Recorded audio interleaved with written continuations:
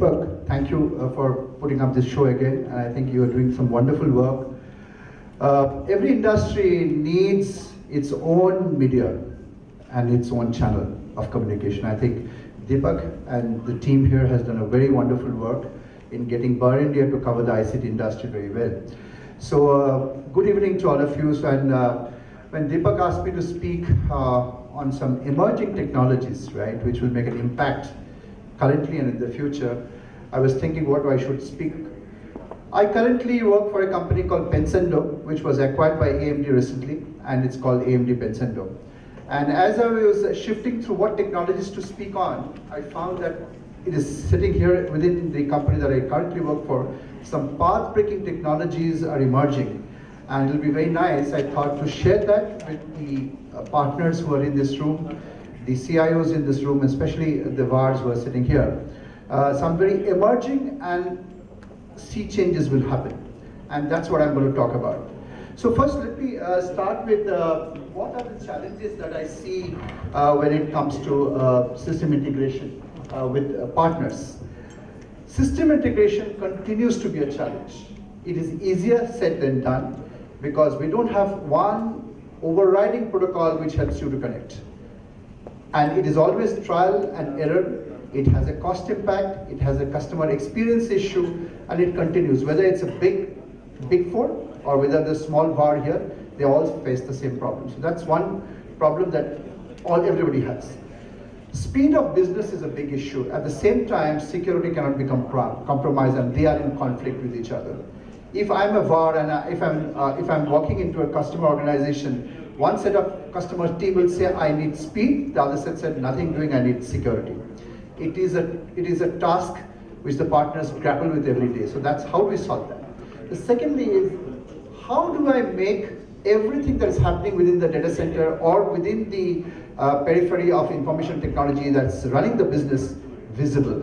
Whether it's network, whether it's data movement, whether it's security, can I make it visible?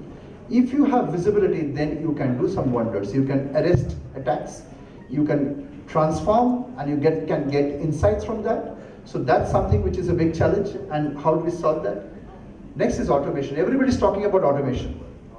Automation, again, is easier said than done, because for automation, the first thing you need is APIs, which you can leverage. It needs simplicity.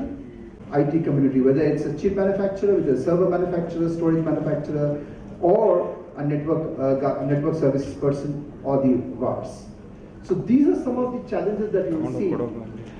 And my own understanding is the VARs in India especially and worldwide will soon transform into micro transformational units where they will be devising their own hardware and software. And in the course of my discussion and presentation, you will see why that will happen. And that is the time when you really have a value added to the value-added reseller. They will start creating values themselves, right? So I'm going to talk about something called DPUs and programmable processors. What is DPU? This is very interesting. These are programmable, field programmable offload units which sit adjunct to a CPU. It essentially helps you to offload some of your communication services. So DPUs are becoming very important. Why? Because of silicon architecture changes, now you can field program them. This is a very important point, and this is, you will see, the partners can leverage this issue, and going forward they can start developing their own solutions targeted at their own customers.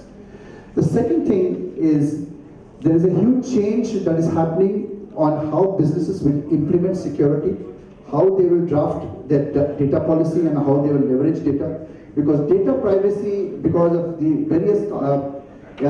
various governments implying, is becoming very important, right? So data privacy, in spite of data privacy, how will you handle data and get insights and get more productivity from the data? So that's our challenge that you'll have. And these are my own views. And because I'm doing some forward thinking, and so these are not essentially views which my company expresses, these are my personal views. So don't take take away the views from the company. These are my personal views. As an industry practitioner and been in the industry for about more than 25 years, I have some views and I have to share with you. So let's talk about a concept called confidential computing, right? And you will hear about this word a lot because with the data governance policies that are coming, right? With the Europe already setting it, India government is setting it, every government will have data privacy, where while the data is processing, you should not see it. Or the administrator or the VMs should not be visible what data it is processing. Very, very tough to do. Very tough to do. In spite of that, can I process the data and get some insights and some productivity from the data, from some currency from the data? And how do I do that? So confidential computing is about using the hardware to create an environment which it will assure you complete encryption of the data while it's being processed. It will have data integrity and it will have assurance of the code not getting violated. So these are some of the things which are being propagated. Essentially, the data needs to be leveraged and the business cannot slow down. In spite of data governance models and the privacy, data has to be used.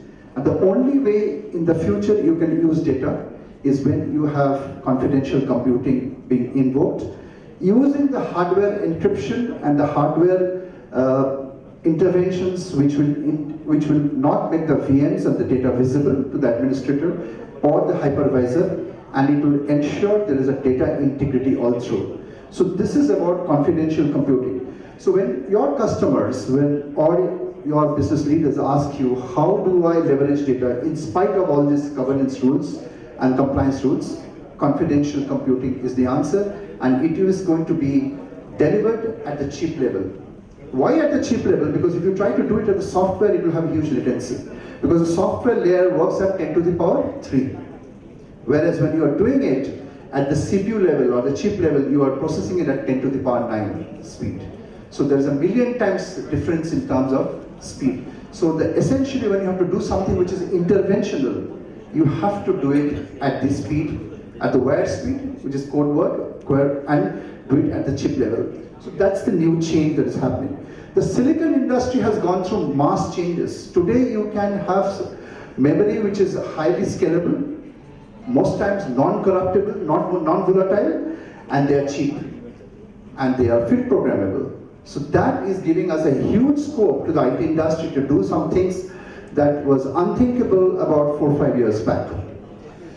Based on this, confidential computing will happen, and the partners here can write their own code using a programming language called P4 programming, right? Which in India you have plenty of those kind of resources.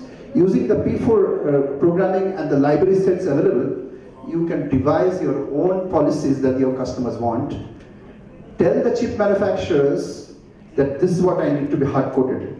So the partners have been usually doing business with people like IBM, HP, Dell, Cisco's of the world, or VMware's of the world. Today you will be doing direct business with chip manufacturers because you're going to tell them what you need in the chipsets. So that's one change that is going to come in the coming years. So today you will have to have build relationship with chip manufacturers or the DPU manufacturers or GPU manufacturers, because you're going to tell them what you need and they will do it for you once you tell them what you need to do. This is interesting. So the silicon impact. So how do you basically protect the data while it is being processed? Essentially the technology which is used is called secure encrypted virtualization, which does not allow your VM to be seen by anybody else. Of course, there are various algorithmic techniques, I'm not looking into it, but this is now available. The other important question that you will have, okay, that's good, but then do I need to change the code of my applications? All the applications which are currently existing, do I need to change them? No, you don't need to. It can be no changes are required most times. Even if it is going to be required, it will be very kind of low code changes are required. The other is question that you have, well, you put this intervention in the CPU level, will my performance degrade? No, the performance will not degrade, it will be as usual. In spite of this encryption that you will see in the VM level, the performance will not degrade. So the two takeaways: no performance degradation, no code changes required. You can do it as is. Right? And this is powered by AMD, is one of the first companies which have come out with this technology in their new processor, EPIC processor Genoa. And I'm sure the others will also follow, because the industry is going to follow this. The other is, can you adjust the screen, please? Excuse me. Can you adjust the screen? So the other is there was a company called Pensando, interesting company which was built by John Chambers a few years back. They started building a concept called DPUs, data processing units, and the entire Cisco team came out and built this company. What they were doing is they were building some chipsets which could be field programmable, and they would work at wire speed. And using this DPUs, you could either put it in some smart NICs, or in some switches, or in some servers to do some wonderful things. So these are some of the trends that have happened over the last few years, and this is making a big change. The DPU that Pensando brought out is called Elba, and you will hear more about it in the current years, because more and more companies are adopting it in their servers or in their systems or their NIC cards. So currently, the generation that is there is generation 2, where it is 400 gigs. 400 gigs is huge, and it is at wear rate. You know the cost of 100 gig firewall. I'm sure everybody knows how a 100 gig firewall costs.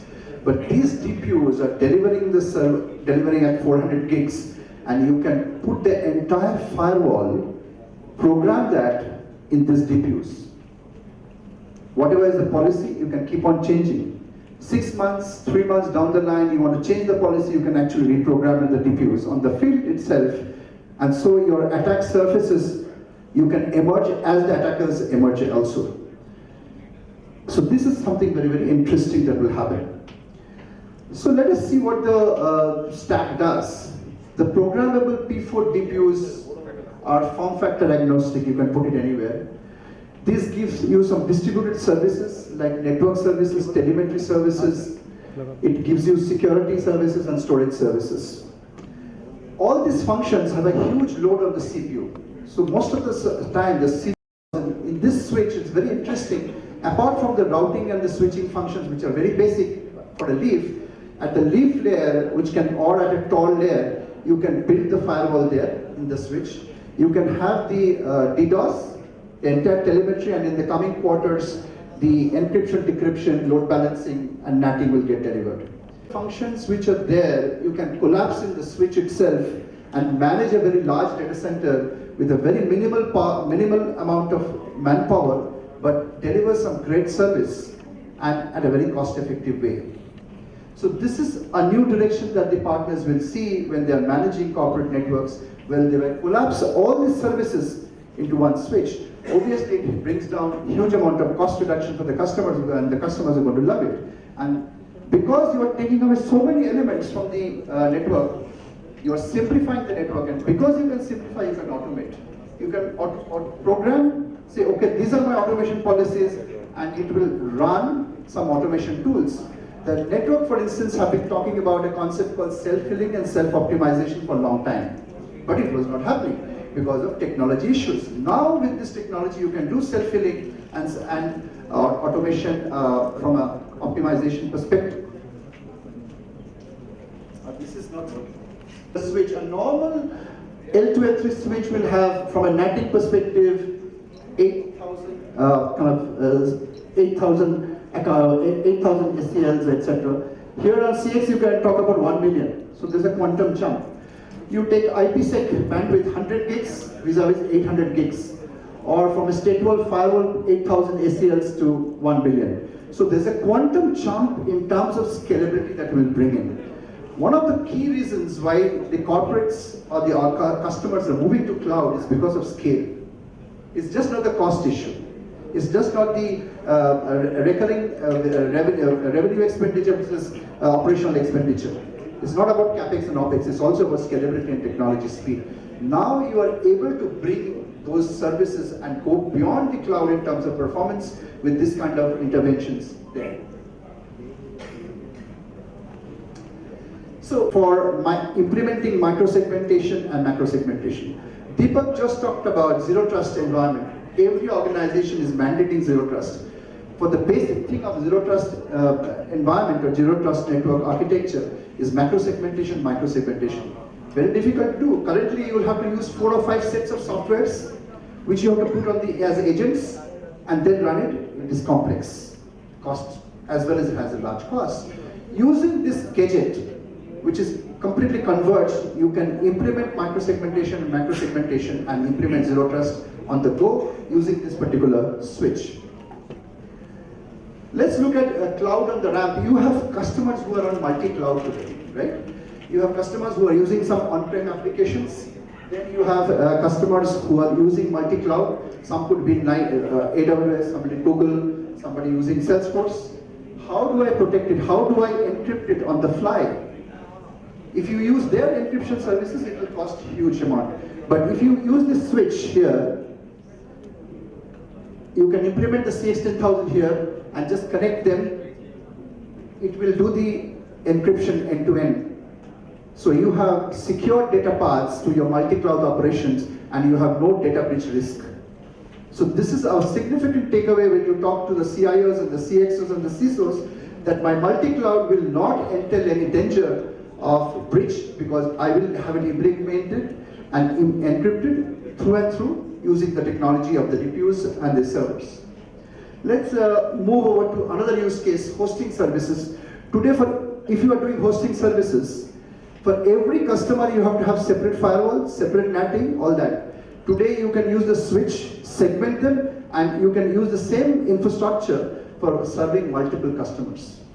If I am a VAR and I'm managing 3 different networks of 3 different customers, I'll have to have 3 sets of tools, separate firewalls, separate NATing tools, separate load balancers for each of those customers.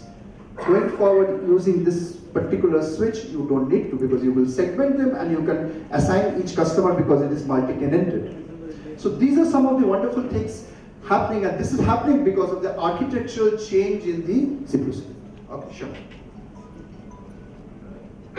The other important thing is visibility. The visibility is very, very important because with visibility, you can arrest a lot of problems. There are a lot of XDR solutions, SIEM solutions who need elaborate visibility. They will use agents. Most of the customers don't want to use it because they are backdoors of security, security risk.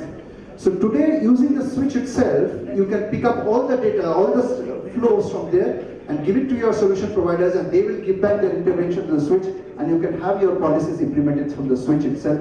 So it is your visibility telemetry engine. So any customer who's wanting you to be a solution provider for telemetry, you will be sitting at the heart of it. You can provide it with the switch. These are some of the use cases, and there are some of the recognitions which are being Pensando AMD is seeing. But essentially, the key takeaway is